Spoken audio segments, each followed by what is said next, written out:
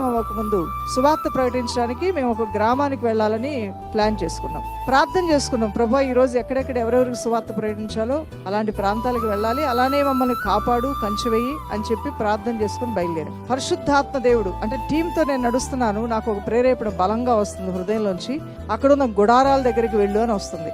5 కలిసి అక్కడికి వెళ్ళిన తర్వాత 30-40 మంది దాకా గ్యాదర్ అయ్యారు. కంపు వాళ్ళ దగ్గరకు వెళ్ళిన దగ్గర ఒక విధమైన చేపల వాసన, ఒక విధమైన మురికి వాసన, వాంతి వచ్చేటట్లుంది. టీంలో ఉన్న వాళ్ళు ముక్కు మూసుకుని మేము వెళ్ళిపోతా ఉన్నారు. అలా చేయొద్దు మనం, ఎందుకో దేవుడు ప్రేరేపించాడు. వీళ్ళు కూడా సువార్త ప్రకటించాల్సిన అవసరం మన మీద ఉందేమో, మనకి ఇచ్చిన అవకాశాలు మనం వాడుకుందాం, సువార్త చెప్దాం అని చెప్పి నేను అక్కడ ఉన్నటువంటి వాళ్ళతో మాట్లాడాను. వాళ్ళందరికీ కూడా దేవుని యొక్క సువార్తను ప్రకటించిన తర్వాత మీ అందరికి ఇష్టమైతే గనక మీకు మంచి విషయాలు మేము బోధిస్తాము రమ్మన్నాం.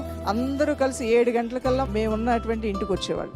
ఎవ్రీడే ప్రతిరోజు క్లాసులు, ఎవ్రీడే వాళ్ళు వచ్చేవాళ్ళు. వచ్చిన తర్వాత శుభ్రం గురించి మొదటగా చెప్పాం. సువార్త కన్నా ముందు శుభ్రం గురించి చెప్పాం. ఒంటి స్నానం చేయటం, పళ్ళు తోముకోవడం ఎంత ముఖ్యం, తలదూకోవడం ఎంత ముఖ్యం, మంచిగా ఉన్న వాటిలోనే వస్త్రాలు ఏ విధంగా వేసుకోవాలి, వేసుకోకపోతే ఎంత నష్టం, ఇవన్నీ చెప్పిన తర్వాత ఒక 4 రోజులు విన్న తర్వాత మాట తీరు మారింది, చూపు మారింది, డ్రెస్సు మారింది, విధానం మారింది, అన్నీ మారిపోయాయి.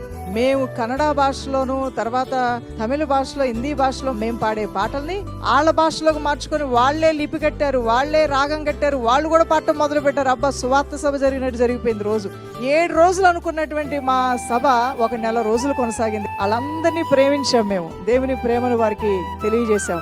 అందరూ కలిసి చక్కగా దేవుణ్ణి స్తుతించుకొని పాటలు పాడుకొని ఆరాధించిన తర్వాత గొప్ప ఏడుపు. అక్కడ మా బ్రతుకులు మారిపోయే యేసును మాకు పరిచయం చేశారు.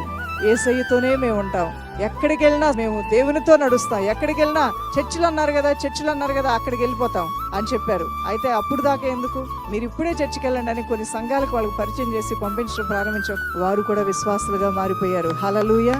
పరిశుద్ధాత్మ దేవునికి మీరు అప్పగించుకుంటే ఒక్కొక్కసారి దేవుని ప్రేరేపణ మీ ప్రేరేపణ కన్నా విభిన్నంగా ఉండబోతుంది దైవజనమా.